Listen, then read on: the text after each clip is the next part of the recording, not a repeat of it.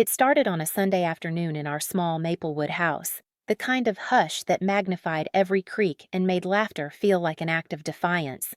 My son, Orson, 7, sat on the living room rug arranging his toy cars in a neat line, making quiet engine noises to himself like he was building a little world that wanted to stay.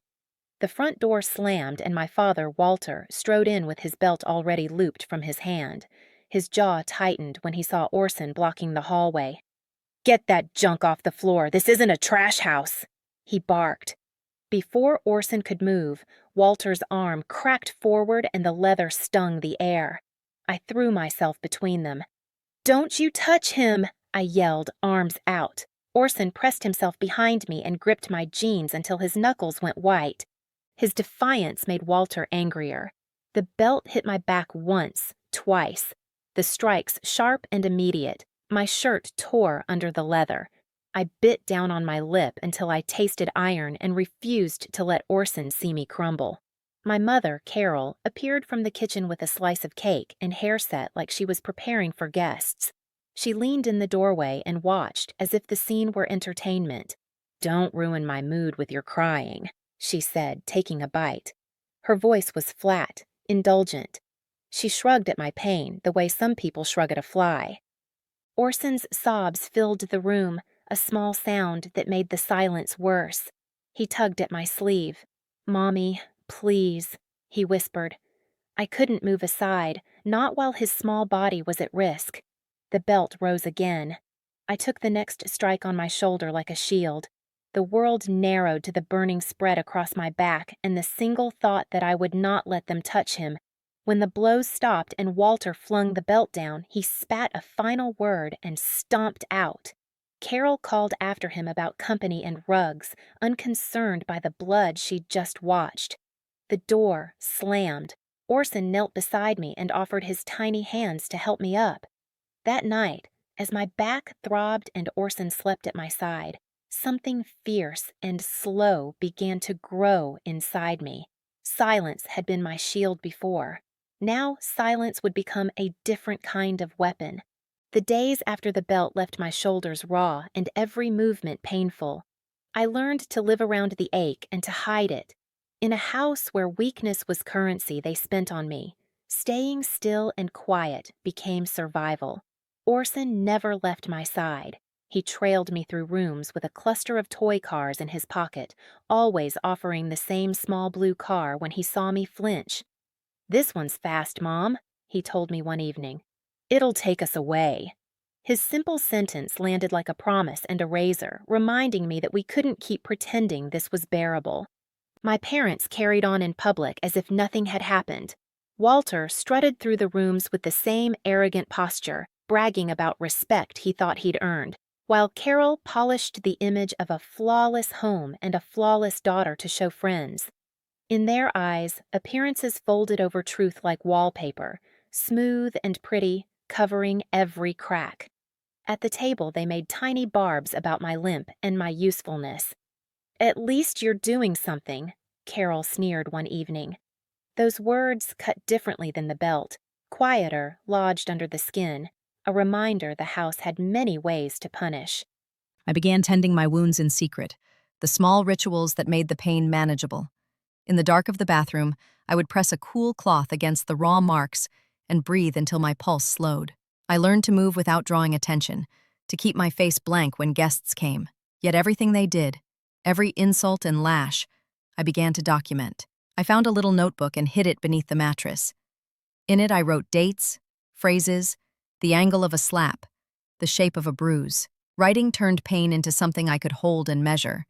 It changed the currency of my suffering into evidence. At night, I'd read what I'd written and feel something harden in my chest.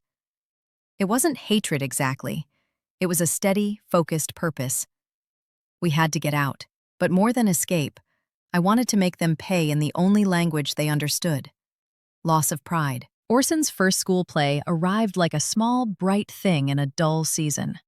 He was a tree, a cardboard trunk wrapped around his waist and a paper crown of leaves. When he climbed the stage and scanned the crowd, his little face went luminous, seeking us with that fierce, simple trust children have. The 2 empty seats beside me said more than any words. My parents had promised to come and hadn't. They were, I later learned, at home celebrating my sister's new hair with wine. After the show, Orson asked softly, "Did Grandpa and Grandma see me?" My throat tightened. "No, sweetheart," I said, "but I saw you. You were perfect." He smiled, but the disappointment lingered like a shadow. That night, my decision sharpened. I could no longer rely on neighbors or miracles to put us somewhere safe. If change was coming, I would have to make it. I watched my parents more carefully than before. Walter left his wallet on the kitchen counter every morning. Carol always set her phone on the table, its screen unlocked and full of vanity, gossip, and the small social currency she traded in. They paraded themselves before people who admired their image: church members, salon friends, gossiping neighbors. Reputation was their throne, the thing they polished as proof of worth. I began thinking in those terms.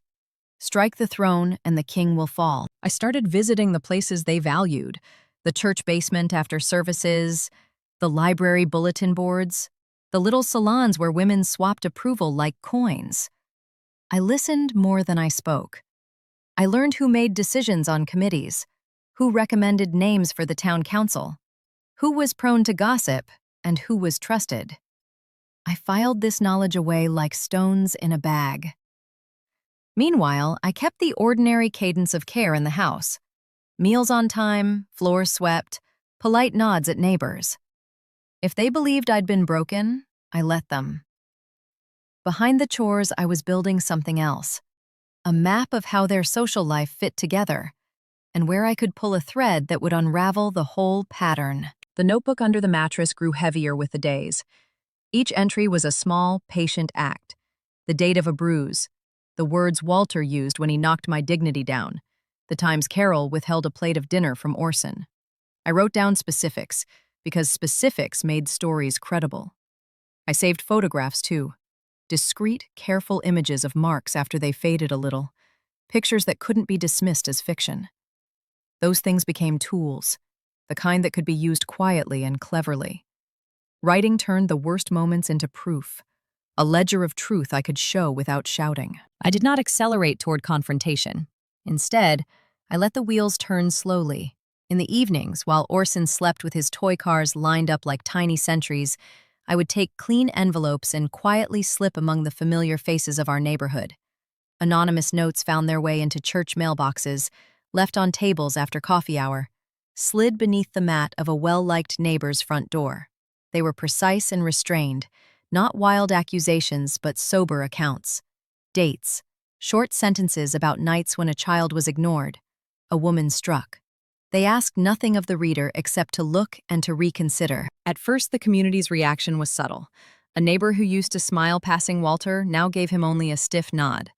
A salon friend stopped accepting Carol's invitations. But the effect was cumulative.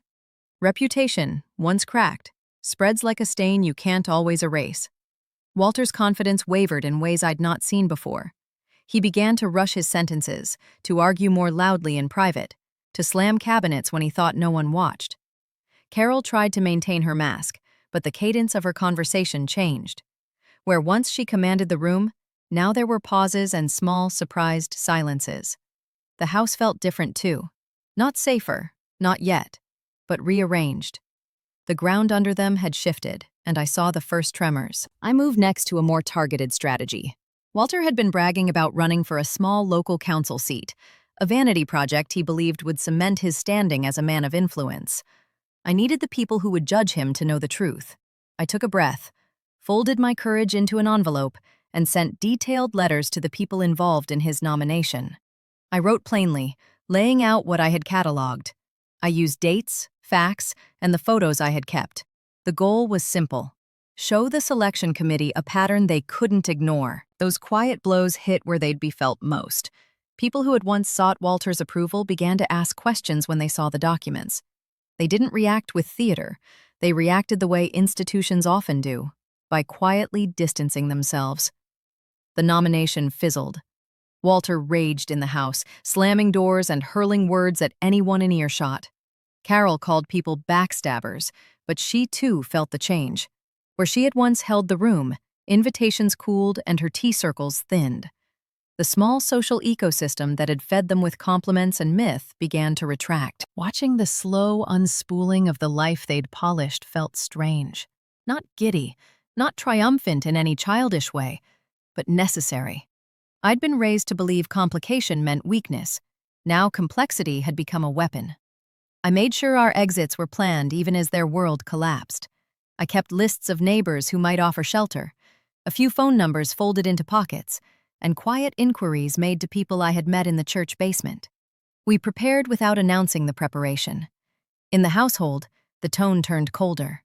My parents went through the motions of grandeur while losing the audience that made their performance possible. I kept my face neutral, my body mending slowly, and my mind focusing on the next steps. The rebellion had to be patient and precise. One Saturday morning, I let Orson carry an envelope to one of Carol's tea gatherings.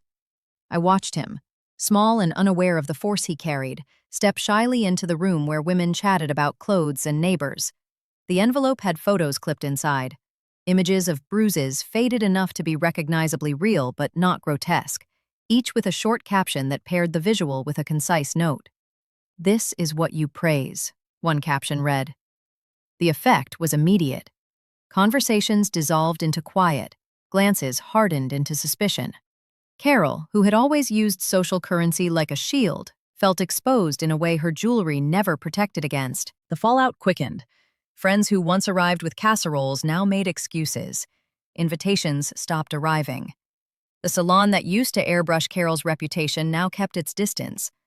Small-town talk turned into a colder language that left them both hungry for the comfortable applause they once had. Word reached Walter through channels that left no room for denial. He raged in ways that felt theatrical but had an edge of panic, slamming drawers, pounding walls, attempting to summon a bravado that no longer landed. I had imagined different responses, perhaps denial, perhaps a temporary scandal that would blow over. But reality moved on a pattern of its own. The people who had given them status preferred the safety of removing themselves from anyone tainted by association. In baking them out of the social circle, the community did what I could not do with force. The parents were left to face consequences that fit what they had valued most: diminished influence, fewer invitations, less respect. As their world narrowed, mine expanded in a way that felt dangerous and right. The quiet that followed the storm was not peace. It was a new space to plan our path forward. They confronted me after the gatherings broke down.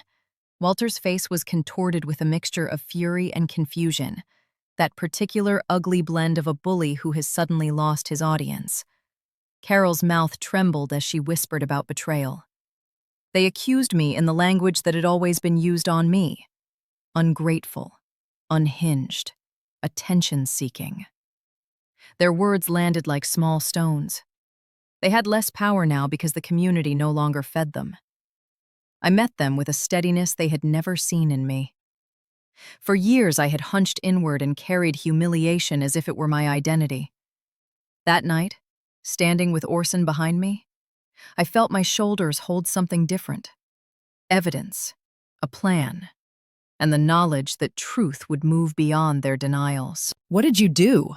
Walter demanded, spitting the question like a challenge. Carol hissed. "You think anyone will believe you?" I answered simply, without flourish. "They already do." It was not a vindictive proclamation so much as a fact. That broke them in ways the belt never had. They had depended on silence and on the complicity of others.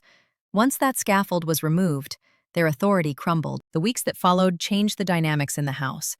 There were no more open lashings, but that did not mean safety. The abuse had always taken many forms. Carol turned her cruelty more often to small, corrosive comments that aimed to isolate Orson and make me doubt my decisions.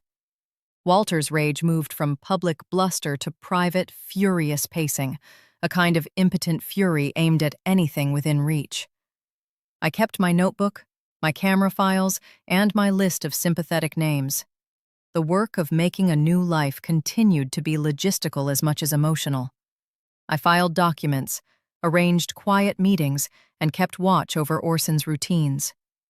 The slow, patient dismantling I'd begun continued like a careful machine, calibrated to strip them of their platform without exposing us until we were ready. We planned the actual exit with the same patience we had used to heal. Escaping on a whim would have been a story the house told itself, another dramatic failure. Instead, we gathered what we needed in increments: a change of clothes tucked into an unused bag, copies of important documents hidden in a neighbor's attic, phone numbers quietly memorized. The notebook under the mattress had become a kind of anchor, a chronological proof of cruelty that no one could shrug away.